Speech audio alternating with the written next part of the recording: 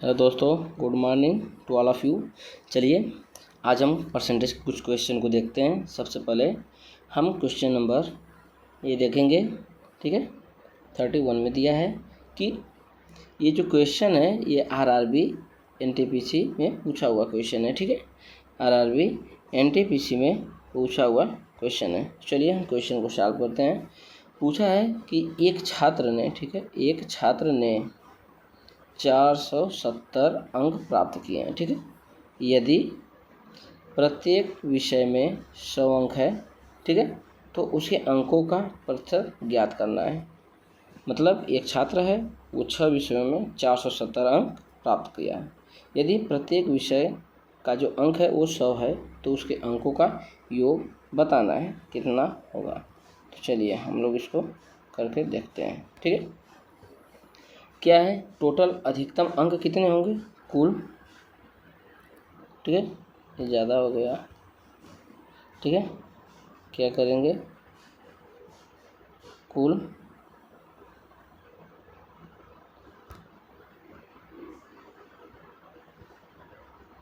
अधिकतम अंक, अधिकतम अंक, ठीक है। ऐसे कर लेंगे। कुल अधिकतम अंक कितने होंगे, 6 विषय है तो 100 विषय का हुआ तो कितना हुआ, 600, ठीक है। और इसमें से पाया कितना है, प्राप्त किया हुआ अंक, प्राप्त किया हुआ अंक, ठीक है। प्राप्त किया हुआ अंक कितना दिया है, प्राप्त किया हुआ अंक 470 दिया है। अब हमको क्या निकालना है, इसका परसेंटेज निकालना है। तो हम क्या करेंगे, देखिए परसेंटेज निकालने के लिए हम सबसे पहले करेंगे, प्राप्त किया हुआ अंक होता है, ठीक है। प्राप्त किया हुआ अंक, प्राप्त किया अंक, उसके बाद होता है बटा में लगाएंगे कुल अंक, कुल अंक, ठीक है। अब इसको सॉल्व करेंगे। प्राप्त किया हुआ अंक कितना है, यहाँ पर क्या करते हैं 100/100, हमको परसेंटेज में चेंज करना है तो 100/100 करेंगे। प्राप्त किया हुआ अंक कितना है टोटल, उसमें दिया है 470, ठीक है। 470 टोटल अंक है हमारे 470। और अधिकतम अंक कुल कितने हैं, 600 गुणे 100/100 करेंगे। तो क्या करेंगे, यहाँ से इसको हम काट देंगे, ठीक है। और इससे इसको काटेंगे, हमारा आंसर आएगा 78.33%। इस तरह से हम परसेंटेज को निकालेंगे। चलिए अगला क्वेश्चन देखते हैं। अगला क्वेश्चन आपके सामने है, इसको देखिए कैसे सॉल्व करेंगे। पूछा है कि किसी परीक्षा में, ठीक है, 54 अंक प्राप्त किए, ठीक है। किसी परीक्षा में 54 अंक प्राप्त किए हैं। फिर उसके बाद किए गए जो कुल अंक है वो 72% के बराबर हैं, ठीक है। किसी परीक्षा में चरण ने 54 अंक प्राप्त किए हैं जो कुल अंकों का 72% के बराबर है। तो परीक्षा में कुल कितने अंक थे, ठीक है। क्या करना है, मानेंगे कि माना, ठीक है, माना कुल अंक, कुल अंक कितने हैं, x। अब बोला है कि कुल अंकों का 72% किसके बराबर है, 54 के।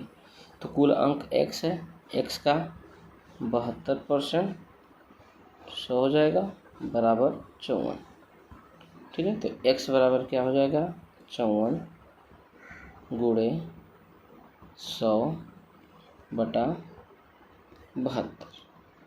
काटेंगे, इससे 9 से काटेंगे, 9 8 72 हो जाएगा, 9 6 54 हो जाएगा। इसको काटेंगे तो 2 चौको 8 हो जाएगा, 2 3 6 हो जाएगा। और इसको काटेंगे तो 25 आएगा। तो 25 में 3 का गुणा करेंगे तो x बराबर हमारा निकल के आ जाएगा 75, ठीक है। तो परीक्षा में कितने अंक थे, 75। ये क्वेश्चन नंबर का आंसर ऐसे हो जाएगा। उसके बाद हम अगला क्वेश्चन देखते हैं। चलिए अगला क्वेश्चन ये रहा। इसमें देखिए बोला है कि एक छात्र जो है कि यदि एक छात्र के अंक में 25% की वृद्धि की गई हो तो उसके टेस्ट में उसका स्कोर 75 हो गया। ठीक है, उसका वास्तविक स्कोर बताना है क्या होगा। ठीक है, क्वेश्चन नंबर यही है। इसको चलिए हम सॉल्व करते हैं। कैसे करेंगे? मानेंगे कि उसका वास्तविक स्कोर क्या है। माना वास्तविक स्कोर। क्वेश्चन जो भी है बहुत सिंपल क्वेश्चन है, बस तरीका पता होना चाहिए कैसे लगाएंगे। वास्तविक स्कोर क्या होगा? x। ठीक है, अब x में बोला है 25% वृद्धि की जाए तो क्या हो जाएगा, और वो किसके बराबर हो रहा है? 75 के। तो x गुणे 25% वृद्धि मतलब कि 125 हो जाएगा। 125 बटा में 100 और ये बराबर हो रहा है 75 के। ठीक है, तो क्या होगा? x बराबर क्या होगा? अभी जैसे पिछला क्वेश्चन किया था सेम करना है इसी तरह। ये हो जाएगा 100 बटा में 125। इसको अब काटेंगे तो देखिए 25 से काटेंगे तो 25 या 75 होगा। 25 से काटेंगे तो कितना होगा? 25 से काटेंगे तो 5 होगा। 25 5 125। अब इसको काटेंगे 25 से तो 20 आएगा। मतलब हमारा आंसर 3 गुणे 20 करेंगे तो 60 आएगा। क्वेश्चन नंबर का ये सही है। ठीक है, अब चलिए अगला देखते हैं क्वेश्चन क्या दिया है। ठीक है, अब देखिए इस क्वेश्चन को करिए। क्वेश्चन दिया है कि एक परीक्षा में एक विद्यार्थी ने 25 अंक में से 22 अंक अर्जित किए। विद्यार्थी के अंकों का प्रतिशत ज्ञात करना है। ठीक है, 25 अंक में से 22 अंक। देखिए जब भी ऐसा क्वेश्चन आए में से 400 में से 200, 800 में से 600, तो क्या करेंगे? ठीक है, दिया है 25 में से 22, इसको हमको क्या करना है? प्रतिशत में चेंज करना है। किस में लाना है? प्रतिशत में। तो क्या करेंगे? जो छोटा नंबर रहता है उसको मुँह पर लिखेंगे, बड़े नंबर को मतलब जिसमें से लाया है उसको नीचे रखेंगे। गुणे 100 बटा 100 करते हैं। हमेशा याद रखना कि प्रतिशत में बदलते समय किसी भिन्न को 100 बटा 100 से गुणा और भाग करते हैं, और नीचे वाले जो ये 100 होता है इसको हम कुछ नहीं करते हैं, ये जैसा का तैसा पड़ा रहेगा उसी तरह। ठीक है, अब देखिए इसको काटेंगे तो 25 से कम 25, 25 चौक को 100। क्या करेंगे? 22 में 44 का गुणा करेंगे तो क्या आएगा? 22 में 4 का गुणा करेंगे तो आएगा 88। और ये जो होता है 1/100 इसको हम परसेंटेज में चेंज कर देते हैं। ये हमारा आंसर है। तो आंसर कौन सा सही है? ए। ठीक है, अब चलिए नेक्स्ट क्वेश्चन देखते हैं। Next question and this is the last question. देखिए सब एनटीपीसी और ग्रुप डी में पूछा हुआ क्वेश्चन है। ठीक है, देखिए क्वेश्चन क्या बोल रहा है कि दीक्षा ने एक परीक्षा में 58% अंक प्राप्त किए। ठीक है, जिसके अधिकतम अंक 450 थे, उसे कितने अंक प्राप्त हुए हैं यही हमको बताना है। ठीक है, दीक्षा ने कितने अंक प्राप्त किए हैं? 58%, और अधिकतम अंक कितने हैं? 450। तो हमको क्या निकालना है? दीक्षा द्वारा प्राप्त अंक लिखेंगे। दीक्षा द्वारा